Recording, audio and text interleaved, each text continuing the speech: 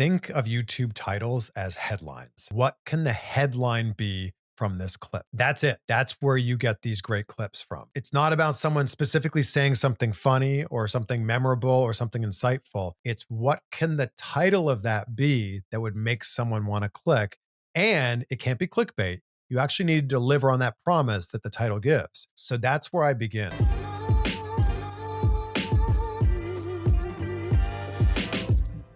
What's going on, everybody? Welcome back to My Social Life. I'm your host, Jacob Kelly. As always, today's podcast is powered by Surf. And this is the podcast where we teach you how to grow on social media by talking to people who have actually done it. People like Chris Van Vliet, who hosts the popular podcast Insight with Chris Van Vliet and has over 300,000 YouTube subscribers. I'm very excited to have him back on the show today. Chris, welcome to the podcast.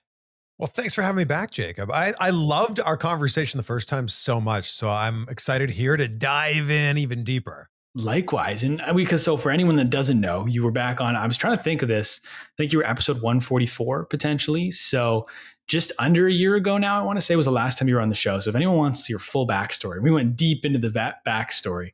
That podcast is their episode 144. And today we're going to dive a little bit deeper into kind of the podcasting and interviewing side of things. And so where I want to start today, do you remember the 5 things you've said to create a successful show? If you don't, I have them written down here, but I think it was an article or something. It was the 5 things to create a successful show. I would love a refresher on this. Perhaps they've changed since then. Fair enough. So if it has changed, definitely let me know that. But the 5 that I have here is niche, passion, patience, time, and decent equipment. Does that sound about right? Yeah. And I think that I don't know if those are in order necessarily, but I think it really starts with passion. I think it starts with finding something that you love and then knowing that if you love it, other people will love it as well.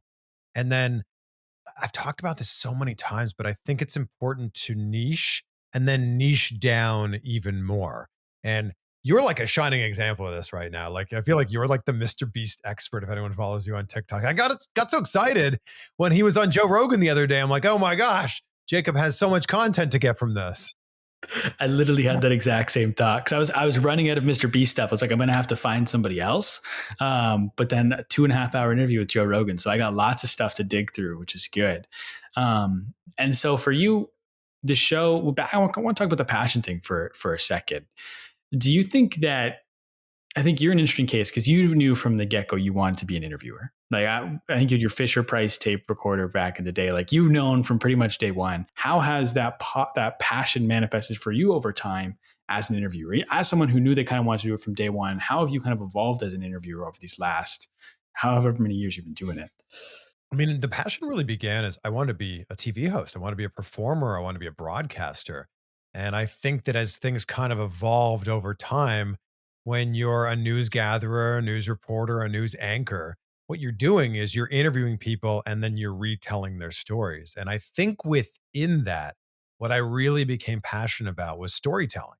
And I am fascinated by the idea that me and you could experience the same really cool thing today. And then when we go back to tell our friends or family members about it, we both tell the story slightly differently.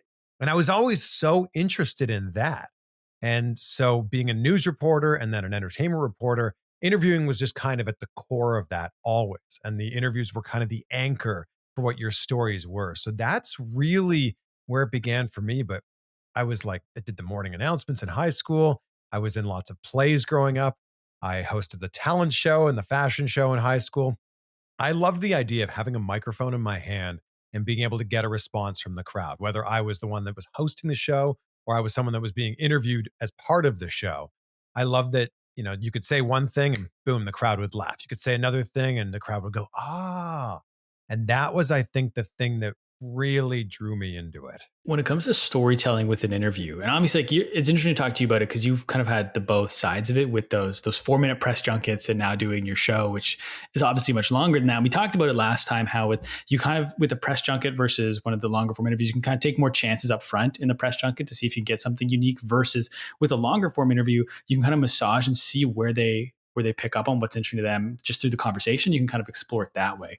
But I'm curious how you approach telling an overarching narrative through a podcast, an overarching story through an entire interview, because obviously there's going to be stories that come out just by asking questions. But how do you kind of try to connect all those stories so it's one overarching story throughout the entire conversation? I think for me, it just starts with curiosity. Like I think to myself, if I was grabbing a beer with this person, or if I bumped into them at a party, what are the questions that I would ask of them? And I think that too many people think too far ahead. They're already asking this question and they're thinking of what the next three questions are going to be in their head. I think that if you can be present in that moment, you would think to yourself, like, all right, this person's talking about this thing. Man, that's so interesting. I want to learn more about that. And you really have the luxury during a podcast interview where you're talking for 30 or 60 or 90 plus minutes, where you can dive a little deeper into those topics instead of someone just talking about something really cool and you going, okay, well, great. Anyway, on to this next thing, which sometimes you have to do in those 4 or 5 minute press junket interviews where it's like, oh man, I could talk to you about that thing all day, but let's bring it back to the main topic here. So I think it's just curiosity. And it's like, I want to learn more about that thing that you're talking about. And that's often very difficult because you might ask one question, their answer might be like 3 minutes long. And sometimes like we feel rude going, oh, that's really cool. I love where you ended this story, but let's take it back like 2.5 minutes to that one thing you said about this. And can I ask you about that? And I think that that's where you get those like really great nuggets. And Joe Rogan's so good at that. Oprah is amazing at that. Howard Stern is the king of that. And I think that it's important to do that without interrupting someone. Do you take the time, like you just name dropped some amazing interviewers? Do you take time to study other great interviewers? I don't know if I like sit down and like get out like a notepad and like go, oh, wow, that's a great thing that Howard Stern just did there. But I've been very cognizant of watching great interviewers and going, oh, the way they handled that, or the way they paused instead of just jumping in with a question.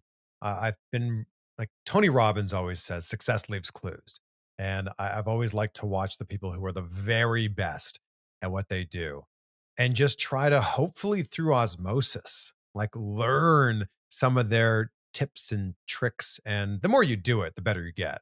Like I look back at some of my interviews from 5 or 10 years ago, or geez, 5 or 10 months ago and go, oh, could have handled that better or should have done this here. And I think that that's really the best way you can learn. And so you mentioned how sometimes it requires listening to people and jumping back to something they said earlier in the conversation to pull up more of those insights. How do you know when you should jump back or when you do have a thread that's worth exploring, maybe something that's completely out of left field that you didn't have in your notes? Like I've been on some podcasts as a guest and I'm like, there's something I can tell like I'm getting excited about and like I'm trying to make it obvious, like let's go deeper on this. And then the next question is just completely unrelated because it's the next question I could tell they had on their notes. So how do you know when it's time to put the notes aside for a minute and explore what this person's excited about? My notes are like most definitely not carved in stone. So I will write out basically like point form notes of like, let's talk about maybe this topic's interesting. They grew up here. Like maybe we could talk about the sports team they loved growing up or cool story here. But I'm not like, oh, okay, this is topic one. It needs to be the first thing. This is topic two. This is number two. That's not really how it's ever been for me. So if someone's telling an amazing story, you'll see this a lot of times during my interview. I'll be like, oh, hold on, wait a second. Are you hear what you're saying right now? That's crazy. Like, how does that work? And I think that they start to go, oh yeah, like I've told this story so many times that I've never really stopped to think of like how absolutely absurd this is. So I try to put myself in the shoes of my audience. And I try to think like, we have the great fortune, Jacob, of you and I talking to like amazing people who are at the absolute top of their game. And I realize that maybe not everybody that's listening to our shows has that same opportunity. So I try to put myself in their shoes and go, okay, if they had the chance to talk to this person, what would they want to learn from this? And I think that once I started doing that, that's when things really shifted for me. How then do you, like, if you're putting yourself in the mindset of a fan, as someone who's listening to this because they like the person you're interviewing, how do you make sure like you walk that line between a conversation and an interview? I think. Does that make sense? Because like I know you like to approach your podcast as conversations, but having a conversation with someone at the bar versus with mics in front of you can be two very different things. So how do you differentiate between a conversation and an interview? Yeah, and that's such a great question because I think that way too often people get scared off by the word interview. Because, if you and I were to sit down for a beer tonight, we wouldn't be looking at the clock. We wouldn't be like worried about like how long it was going or if your answer was too long or my question was too long. It would just be flowing. And I think that if you can get to that, and Joe Rogan's a master of that, like 3.5 hours go by and you're like, oh my God, wow, that's crazy. So I think for me, I try to look at what are the topics that are the most interesting or the most Google. I'll type in that person's name into Google and go, oh, look at the auto suggestions here. Huh, people must be searching for that. Or I'll do the same thing on YouTube and go, oh, that's interesting. Or I'll just type their name into YouTube, nothing else, and see what like the top 5 videos are. And sometimes there's a thread, and sometimes there's a theme. And sometimes it's like, that actor or director or comedian or wrestler did something and it's really popular, but nobody's asked them about it. Like, and that's crazy to me. So I'll go in there. Here's a great example for any wrestling fans out there. The Godfather was supposed to wrestle Owen Hart the night that Owen Hart tragically fell and died. I don't think anyone ever asked The Godfather about that night. And I was blown away by that. Like, I thought that that was a kind of a fairly obvious thing that had just never been talked about. So I asked him about it, and it was like he told this amazing, great story because Owen was a very good friend of his.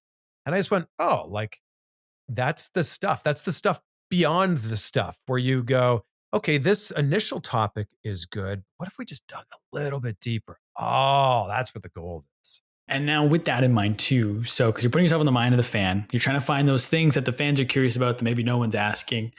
How do you make sure you're still doing interviews for Chris? Like, especially now that you are your own boss, you're your own, well, you might have someone helping you, but you're doing all your own booking. You're deciding who to interview all the time. How do you make sure that you're still doing interviews that captivate you and you're interested in, while also balancing and understanding the fact that you have an audience, you have to maintain a relationship with them, you need to be servicing them. How do you balance those two things? It really starts with me. It starts with what am I interested in? And I would hope that at this point, that if I'm interested in it, at least a handful of my audience is interested in it. And then maybe beyond that, other people will go, oh, I didn't think I'd be interested in this, but man, after listening to that episode, it's fascinating. So it really just starts with me. And if I'm interested in the subject and I want to learn more about it, then I dive into it. And I also think that like it's contagious. Like I think that charisma and interest is contagious. And you can tell when people are enthralled in a conversation. Maybe you don't get everything that like someone like a Neil deGrasse Tyson is saying during an interview. Not that I've interviewed him yet, but I'd love to. Maybe you don't understand everything he's talking about, but you're like, man, talks about it with such excitement that it excites me. So I think that that's where it is for me.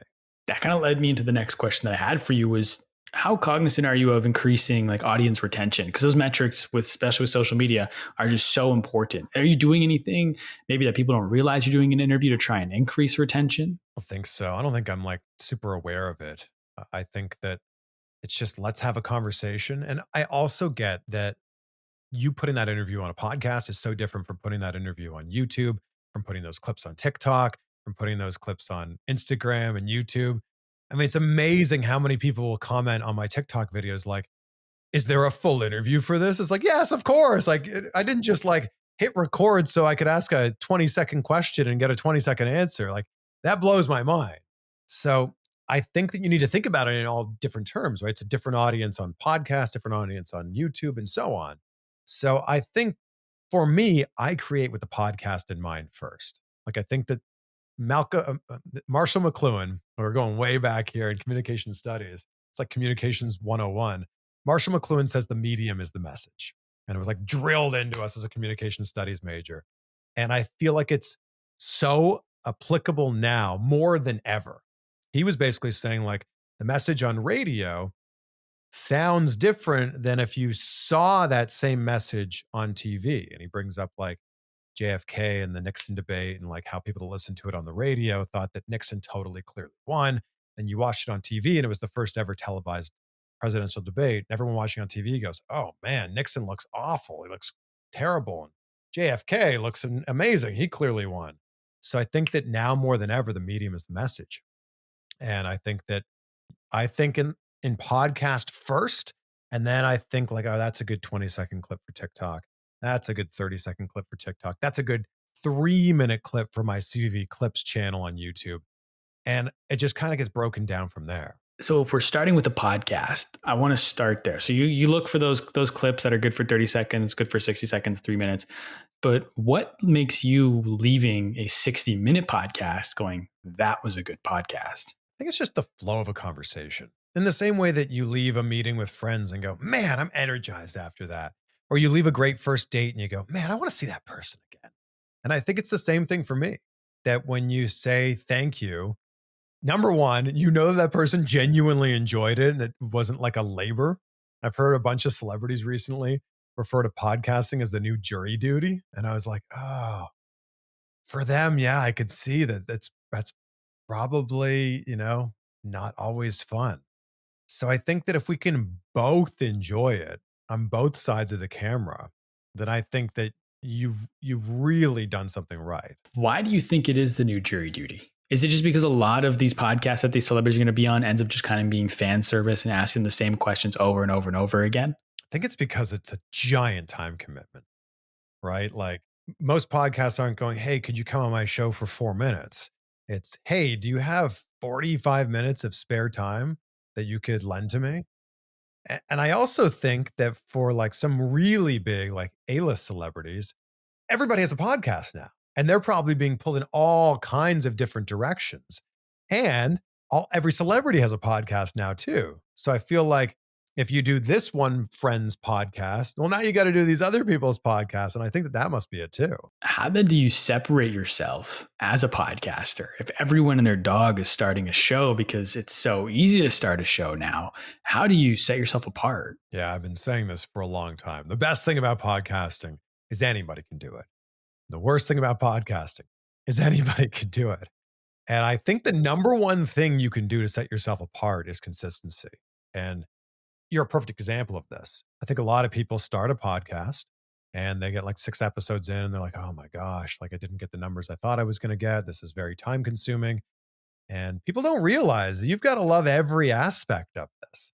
You've got to love the booking the guests, researching it, setting everything up, editing it, producing it, exporting it, writing the descriptions, writing the title, all of that, right? And I think a lot of people think, oh my gosh, I'm going to have so much success. I've got all the freedom to be a podcaster. Like, yeah, you have the freedom to do it, but you've got to keep doing it. And this is why I'm saying that you're a perfect example of it. Like, you just got to keep going. Realize that if you're 5 episodes in, you're barely a drop in the bucket right now. So it's a matter of putting in that time and putting in that effort. And I think that that's one of the biggest things that makes people stand out. Like when someone reaches out and you're asking you if you can be a guest on their podcast and they've got like 6 episodes, you're kind of like, oh, wow, I don't know if this is going to be worth it or not. That same person reaches out and they have 706 episodes. You go, oh, they must have figured something out. Or they're still doing this thing. They built in an audience. So I think that that's one of the biggest things. And it's also like really getting specific about what it is that you find interesting. And I think, again, that if you find it interesting, other people will find it interesting too. Well, I appreciate you, one, for saying I'm an example of consistency, and two, helping me stay consistent by making sure that there's an episode that's coming out next week. I appreciate that. But what are some of your tips for consistency? Because I post one interview a week, but you're posting multiple, if I'm not mistaken, or at least you were for a while. So how are you able to do that? What are some of your tips for people when it comes to consistency? Yeah, I'm 2 or 3 a week right now on the podcast. And for me, it's just banking a bunch of interviews. It's finding a lot of people that I'm interested in talking to, and then trying to find time where it's like, all right, I'll do this interview at 10, then another one at 11 and 12, and then so on. And then having them in the bank. Like I get really worried when I look at what we have in the bank and it's like only 2 interviews. I'm like, oh my gosh, like next Monday, we better go record like 5 of them. So like I'm going to Las Vegas tomorrow. We're going to get a bunch in the bank at our beautiful, incredible studio, the Blue Wire Studios at the Wynn Las Vegas. So I think it's just a matter of looking ahead. And you can't be thinking about just the next episode. I think it's so important to be thinking about like the next 5 episodes or 10 episodes. Now, I'm at episode like 321 right now. And I think I have the next 9 episodes planned out to 330. And then we just kind of keep going. And then, look, life throws you curveballs sometimes. an interview gets canceled, or you do an interview with someone now that you were planning to put out in 3 weeks, and something in the news cycle maybe makes that a more interesting interview now. So you kind of switch things around, but it's being flexible too. And with that studio, it is an absolutely gorgeous studio because I believe because I've seen you post it. I think is it Casey Adams who hosts the Casey Yeah, Adams yeah. show. Is that, It's I think there, he's yeah. Blue Wire. I've seen him post about it. It's just an unbelievable spot. And so, with that then in mind, with this new studio, how does that change the dynamic from a Zoom podcast or a remote podcast? Because that's all pretty much anybody was doing for the last couple of years, but now we're starting to get more in person stuff happening again. How does being in person versus remote change the dynamic of the interview for you? I had never done a remote interview before the pandemic, ever. I didn't even have Zoom downloaded on my phone or my computer. In fact, when the pandemic first started, I refused to download it. I'm like, guys, this thing will be over in 2 weeks because that's what we were told. We'll just FaceTime each other. We can just do that, right? So I was flying around the country, making sure that we could do the interviews in person because I think it's something that's so special, right? To be able to shake someone's hand, to be able to look them in the eye, to be able to feel their energy. And as great as technology is, and the fact that you and I are seemingly talking right now in real time, there's still that tiny little glitch about doing it remotely. Even if it's just a quarter of a second, it doesn't match the cadence of real life. So I've done everything that I can to do as many interviews as I can in person. And the Blue Wire Studios of the Win Las Vegas has helped that so much. And I also think it's helped so much because perception's reality. And when a guest walks into a studio that looks that great in one of the best hotels on the Las Vegas Strip, the Win, I think that they immediately, before you even hit record, they're already impressed. They're already going, oh, wow, like this is better than I expected. And like, look, for me, the first time I saw that studio, hell, every time I see that studio, I'm like, oh my God, I can't believe I get to record here. So I think that perception is reality. And I think that if your podcast looks bad, sounds bad, people will automatically think that it is bad. And I think that on the flip side of that, could be a terrible podcast, but if it looks great and it sounds great, people will have the perception that it is great. I think that's a really good point that people often forget about the visual component of a podcast. They usually just throw it up on YouTube because they recorded the Zoom and they have the video there. But to your point, like, yeah, that studio will stand out as soon as someone sees it visually. And also just like probably the most famous example of this is was like Joe Rogan's podcast between episode like 1532 and 1536. There was the same type of interview. Everything was the same except for his studio. And people lost his mind at the episode where his studio changed. So the visual does matter for sure. And so I'd like that. And that's like, I struggle with like, how do I improve my space? That's why I use a different camera angle so I can frame it a little bit differently. But you're absolutely right that the visual does matter. But I think it only matters to a certain extent. And I think we talked about this last time where you don't want to let gear become the excuse. You can't. You can't let gear become the excuse. You need to start recording, right? I think that a lot of people, when they're starting out, whether it's a YouTube channel or a podcast, I think they go, all right, well, when I get that Sony camera, that Canon camera, or when I get that Shure SM7B microphone, like that's when I'll start. It's like, no, start now so that when you do have an audience by episode 77 or whatever it happens to be, then you'll be sounding really good by then. Like, don't use anything as an excuse. Literally, don't use anything. Like, what are you waiting for? It can't be gear because we walk around all day with a supercomputer in our pocket. It can't be time because you make time for the things that are important to you. So, what is it that you're waiting for? And I think that once you start to peel back the layers of the onion, you realize that most people are waiting just because they're scared. And there's really nothing to be scared of. Just hit record and go. And speaking of the supercomputer in your pocket, the thing that stood out to me, one of the things that stood out to me from our last podcast was when you told me that you record everything with your front facing camera, or you used to at least. Maybe you don't anymore. But and I just remember being like, that's crazy because your front facing camera is not as good as your It's back still facing pretty camera. good. And I think when we're talking about an interview that's an hour long, you don't need to record that in 4K, like at all. And the front facing camera is 1080p. So that may end up changing, especially as I'm going to a lot of these interviews now with not just me. I've got at least one other person with me. It's like you can see the interview I did with Chuck Liddell at Chuck Liddell's house, my buddy who's an incredible videographer, photographer, editor, Zeus. He shot that for me and it looks amazing. So I'm like, all right, I think we're on to something here. It's just he's not available to go to every single one of them with me. Of course, of course. I'm gonna hit you with a bit of a left turn here because I was trying to figure out a way to segue this question with the visuals of being at the studio versus in a hotel room. Because there's one specific interview in a hotel room. I was gonna ask you about an interview you've ever struggled in, and I think the MJF interview is one of the easiest places to jump to with that question. But I'm curious, kind of moving beyond MJF, because that's the obvious one. That's what everyone asks you about.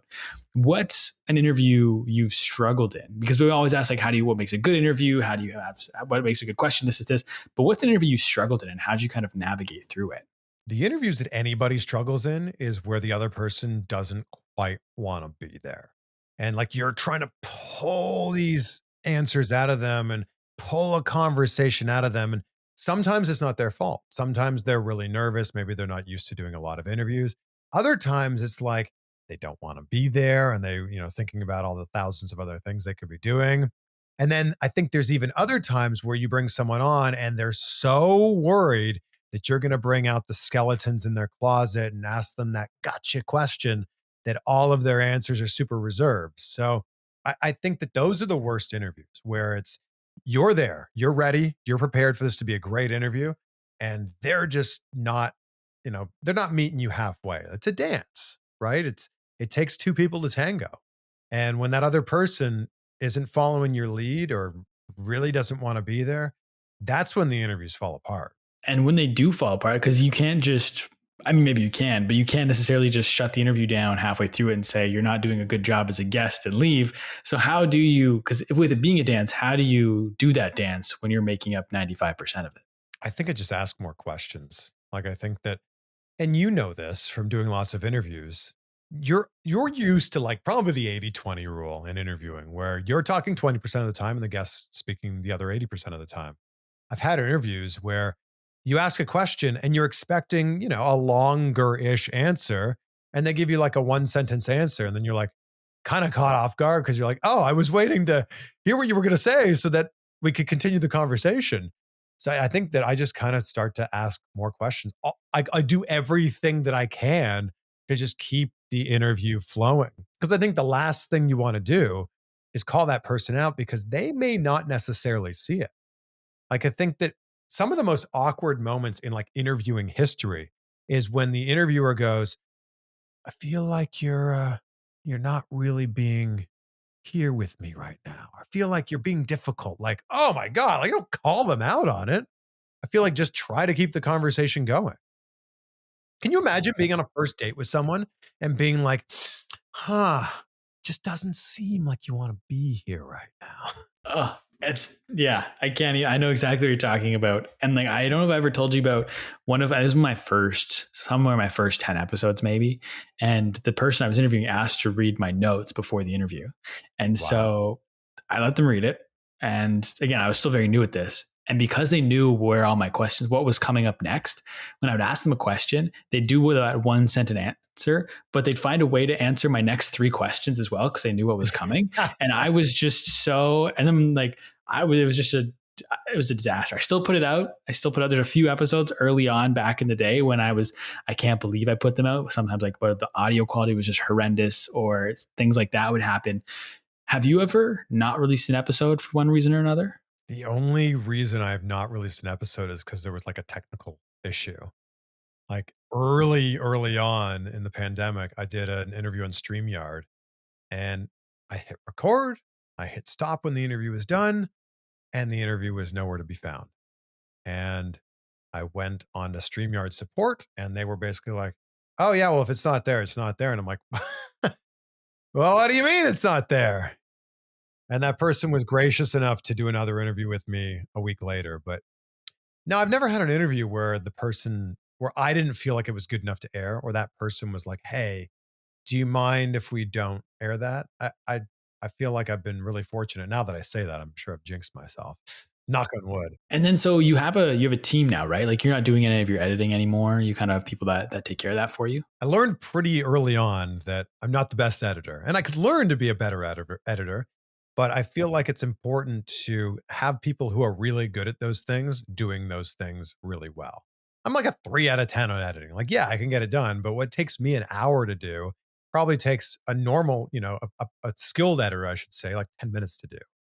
So I'd rather hand off the things that I'm not as good at so that I can work on being better at the things that I am good at, which is finding great guests and having great conversations. Those are the things I want to be able to focus on. So, yeah, I've been so lucky to have a team of like people that are far more talented than me that are kind of like buoying this up for me and making me look better than I am. And so they're not just editing your main show like we talked about earlier. You got the clips, you got the 30-second, the 60-second, the 3 minute.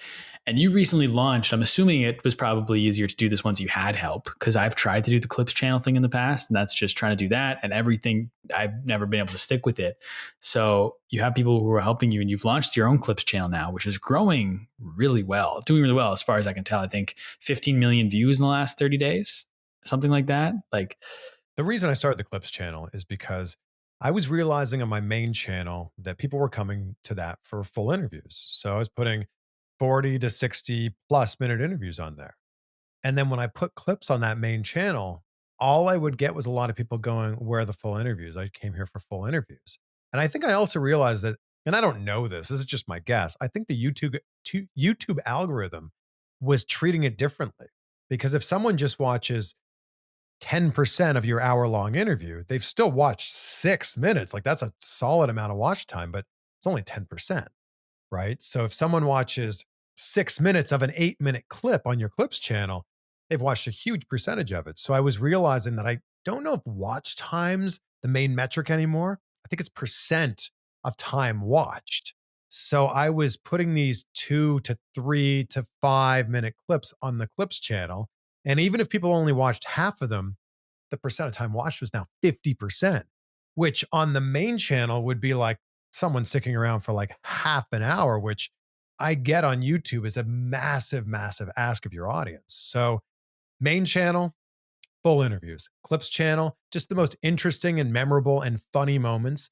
And I think the way the algorithm works is those videos have really been popping off because someone can stick around and watch 47 seconds of a John Cena interview, which I think's been really good for the channel. so you look for those memorable, those funny moments. How can you tell when something's going to be that? Is it just your reaction when you're watching it? Because sometimes I try to figure out like what should be that clip, because obviously it takes time for me to do it. So I'm trying to figure out exactly out of 60 minutes, I'm looking for a good 30 seconds. What exactly are you looking for in that 30 seconds? Think of YouTube titles as headlines. So, what can the headline be from this clip or this moment? That's it. That's where you get these great clips from. It's not about someone specifically saying something funny or something memorable or something insightful. It's what can the title of that be that would make someone want to click? And it can't be clickbait. You actually need to deliver on that promise that the title gives. So that's where I begin. I begin with headlines in mind. Like stop thinking of YouTube titles as titles. They are headlines, especially on Instagram or sorry, on YouTube Shorts when someone is seeing a very randomly placed thumbnail because YouTube's choosing those random thumbnails. They're often very good, but they're going to look at that quick little title and go, "Oh, well, that's interesting. I got to see that." So then so if you're using the headline in mind when selecting your clips for YouTube, how does that impact what you're doing for TikTok? Or are you just taking the same clips from your YouTube and put like the YouTube shorts, I should say the 30, 60-second clips, and putting them on your TikTok? Or are you cutting different clips for TikTok? Mostly the same, but I also know that something on TikTok may not necessarily work with the YouTube audience. So not every TikTok becomes a YouTube short for me. Like I've been posting a lot frequently where I'm talking to camera about like, "Oh, this one piece of advice I got from a celebrity changed my life," or "Here's how I got my first TV job."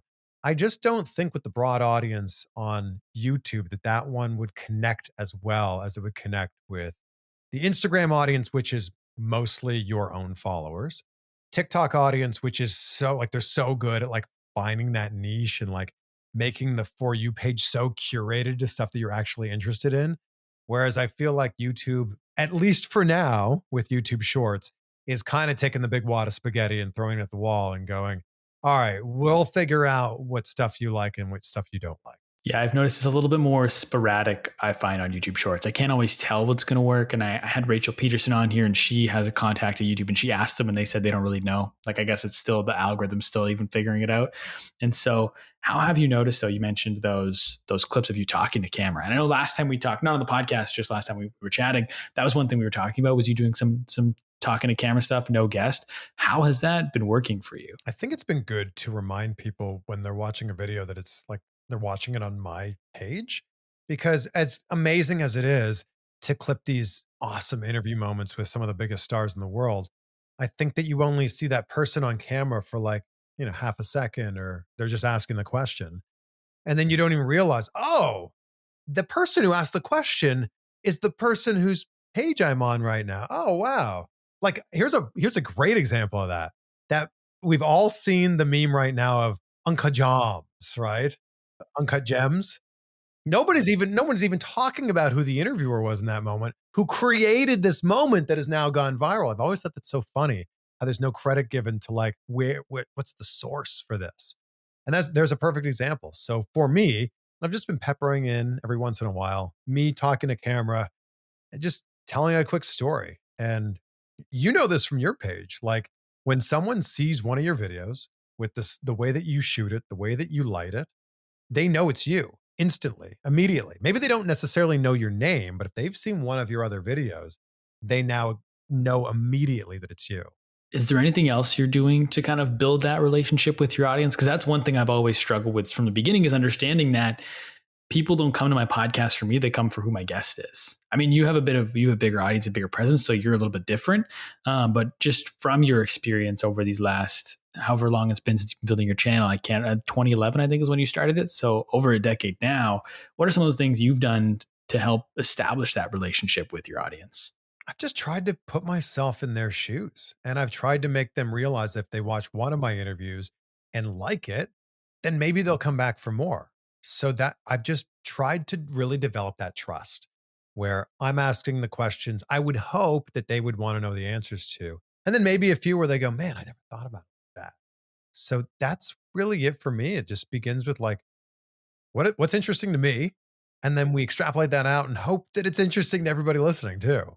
Who are some of your dream guests? I'm hitting you with the curveball here because I kind of asked this question earlier with how do you make sure you're interested in the guests, but also your audiences. Are there dream guests you have that don't necessarily fit the niche of your show? And kind of where I'm taking this is, how do you make sure that you're evolving as an interviewer and it doesn't become doing the same type of interview over and over and over again, which is kind of where I feel like I'm at a little bit. So how do you approach that with kind of the dream guest as the entry to that question, and then expanding onto how necessarily you plan to make sure you're always evolving the show? So I interviewed Oprah once many years ago. She was on the red carpet for Precious at the Toronto International Film Festival. So we're going way back. And it was like a 2-minute interview.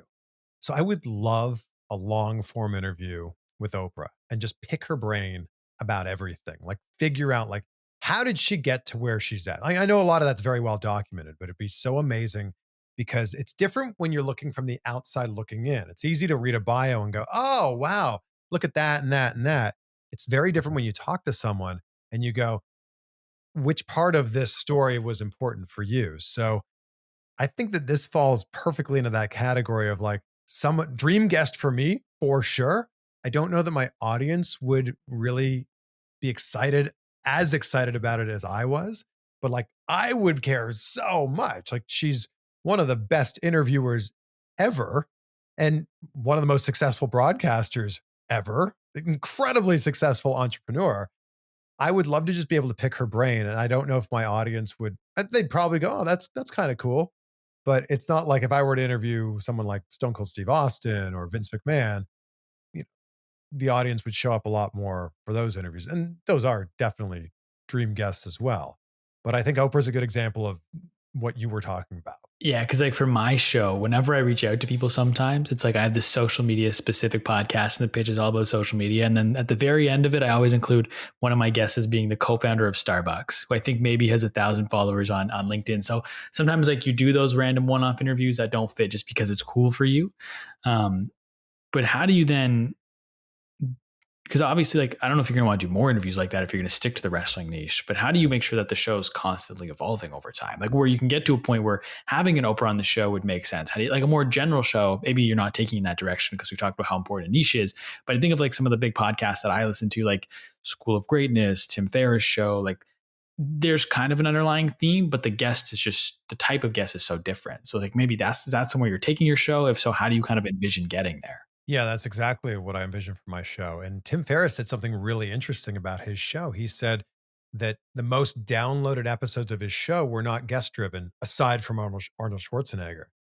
He said that it was topic driven. Like it was like you looked at the title of the interview and you went, oh, wow. Of course I want to learn about that thing. And Lewis Howes is a really good example of that too. I learned about Chris Voss, former FBI negotiator, the author of the book Never Split the Difference, from listening to his show.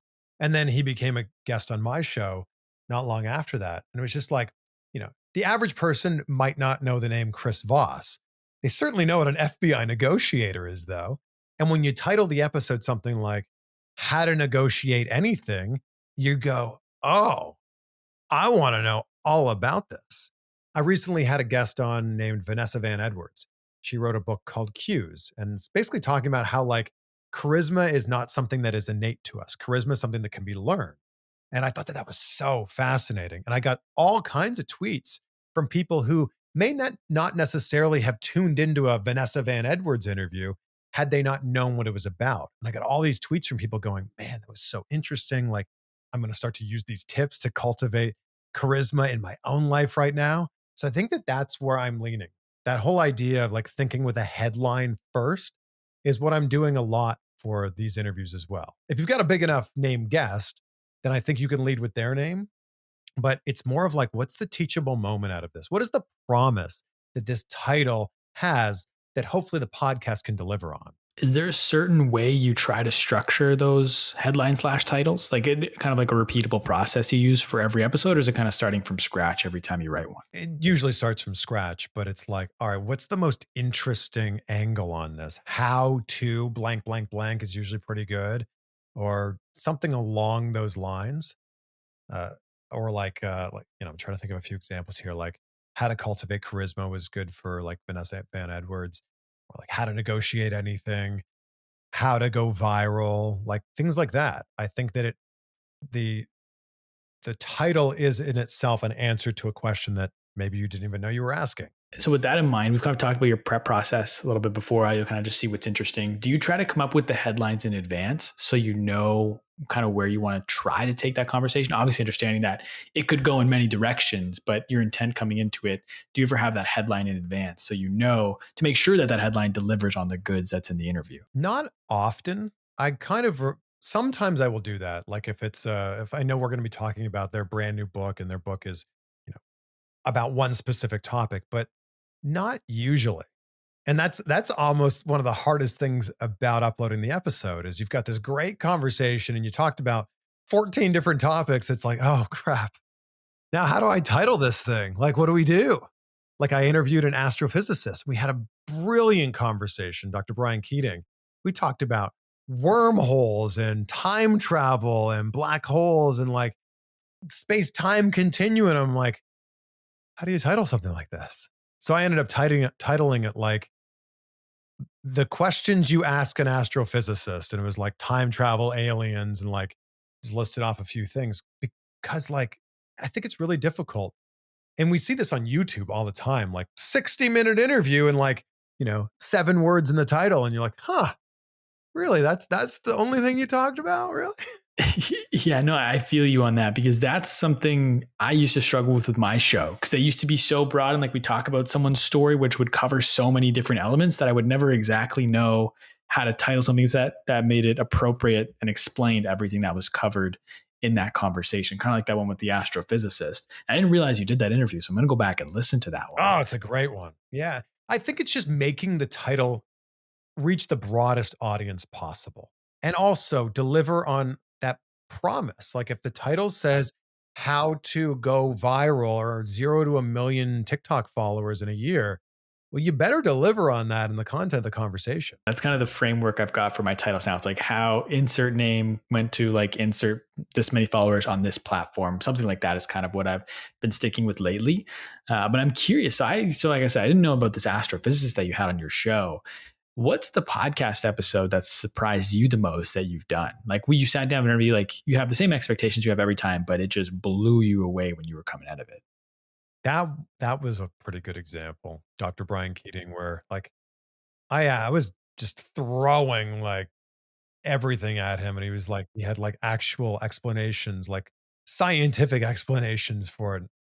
That was a really good one. I did one with Dr. Greg Wells, who's a sleep doctor, a sleep expert, and he broke down like so many like fascinating things. And I think more important than just fascinating like tidbits of information, like actionable items. And I think that that's a really important thing is like you can tell me all the things that you read about in a science textbook, but like breaking it down to like, hey, before you go to bed tonight, you should do this, this, and this. You kind of go, oh, wow, yes, I can do that. And like the way he explained it to me was just so, it was so amazing. Talked about how like we often have a morning routine, but so few people have a nighttime routine. And he said it's like a plane coming into land. The plane just doesn't go from 35,000 feet like boom down to zero. It comes in slowly and has this whole process. And he talked about how like there's a process for our bodies to go to sleep. And I thought that was so interesting. And he like broke it down. So I love that type of stuff. I really geek out about like step one is this, step two is this, step three is this. And like then step four is you get the, you know, the solution. I'm fascinated by that. So, what's your night routine? So I just moved in with my girlfriend like 3 days ago as we sit here in my new studio space here, I guess. It's, I don't look at my phone for the first half hour of the day and then the last half hour at night. And that's such an important thing.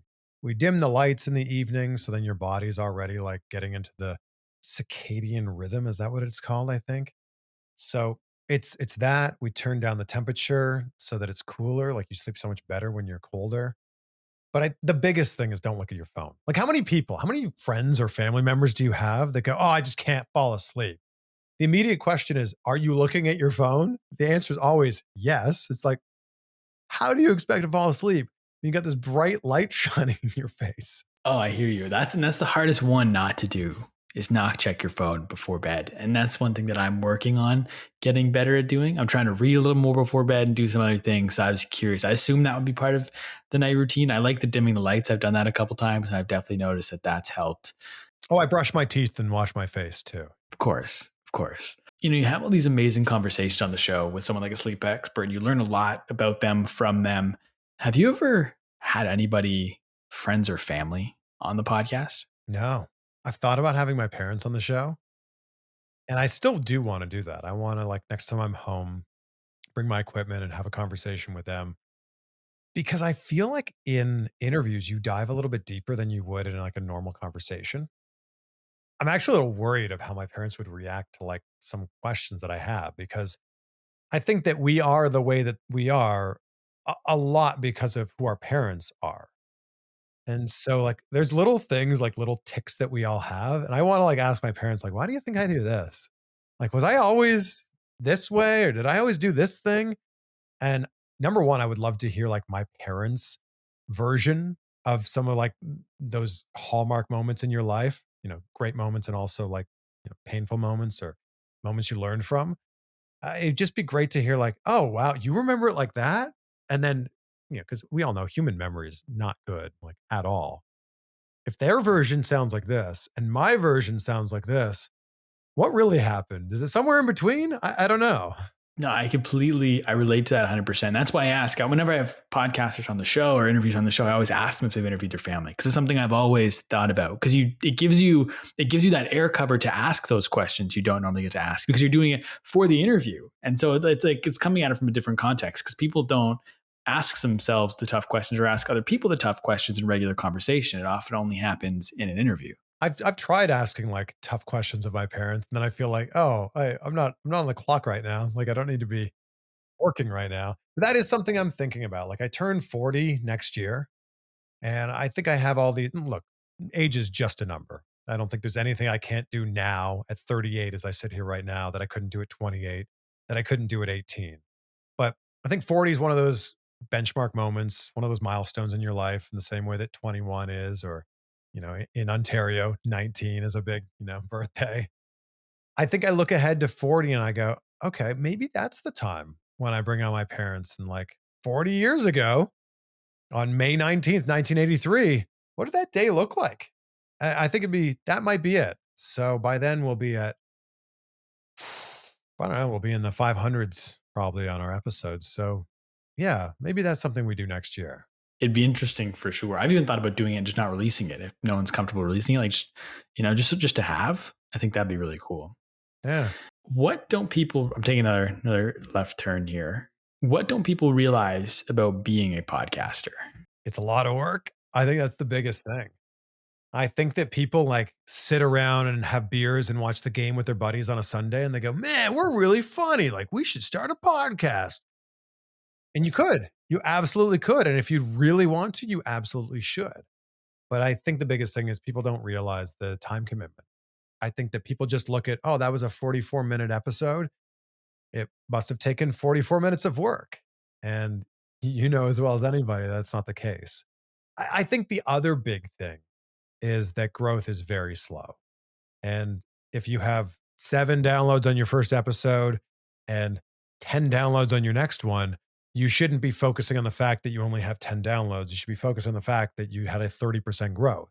So I think that, well, I guess I didn't even do the math there correctly at all, did I? But Yeah, don't worry. I just nodded my head like you were right. I have no idea. I think I did the math there backwards, but I focus on the growth. So I think that that's one of the biggest things. A lot of people who have a big audience on Instagram or TikTok or YouTube automatically think that audience is going to follow them over. And that is so often not the case at all. And I'm not saying you need to build up your audience from, absolutely nothing.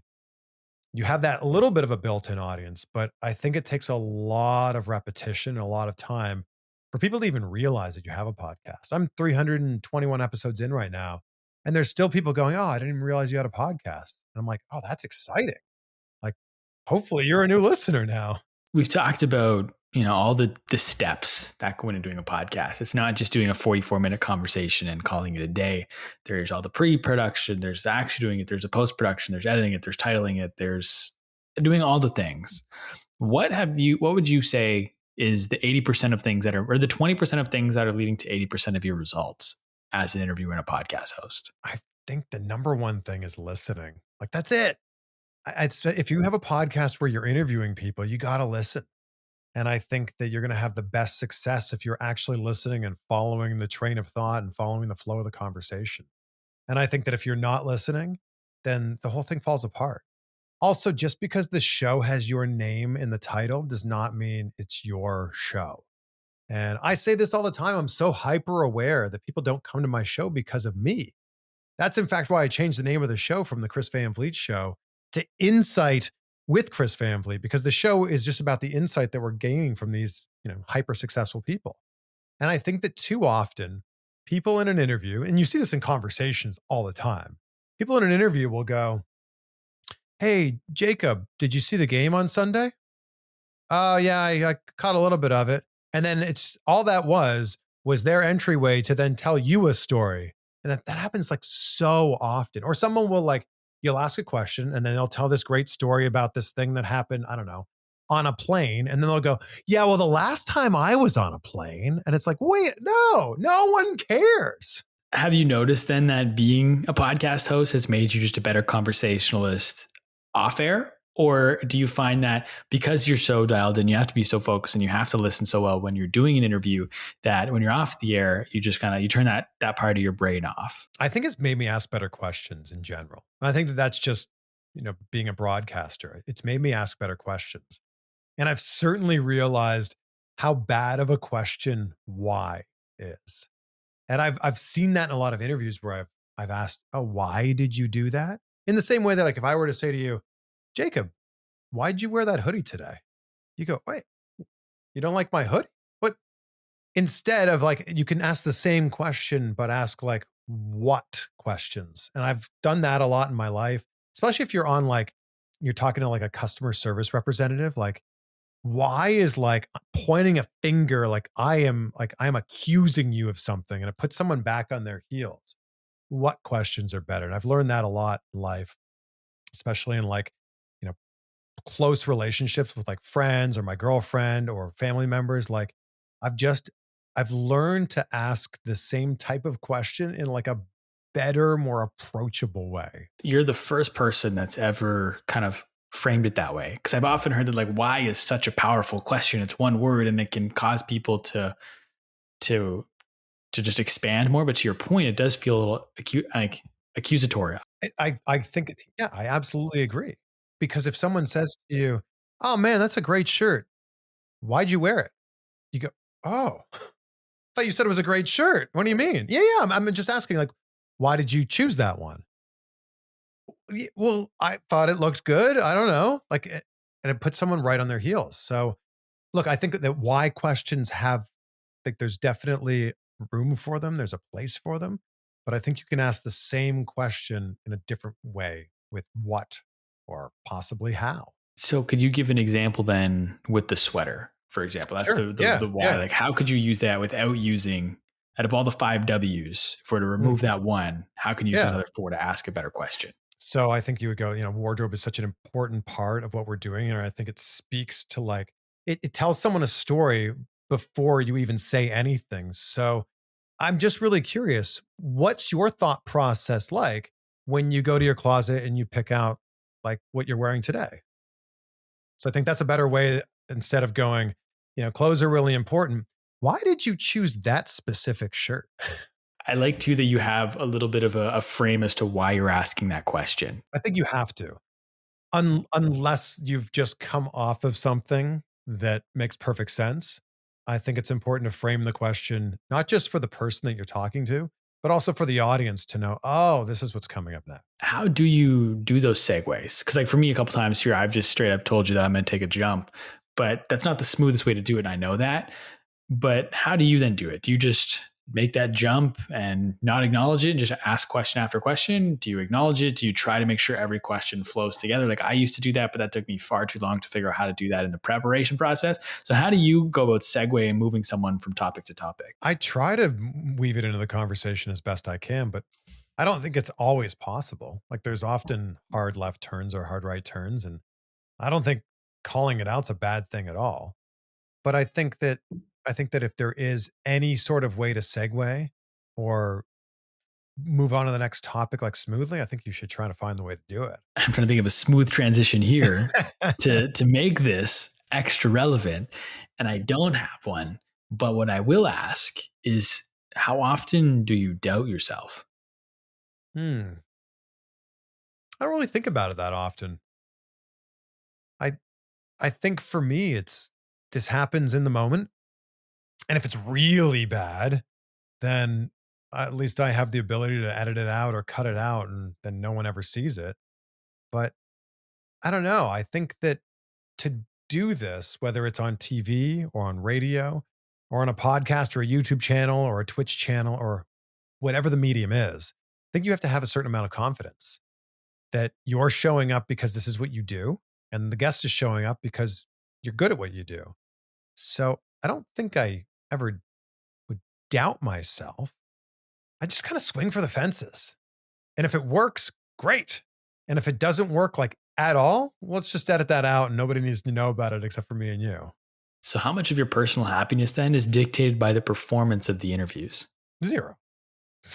I'm going to be just as happy. Like it's a thing that happens in the moment. And if the interview wasn't good, at least I can know that I went in and tried my absolute best. And if it wasn't good, that's okay. Let's move on to the next one. And the next one's probably tomorrow or the day after that. But my personal happiness tied to the content is zero. Like I am happy outside of the things that are happening on the YouTube channel and on the TikTok and on Instagram. Like this is just an added bonus. The fact that I get to do this as part of my day. So yeah, zero.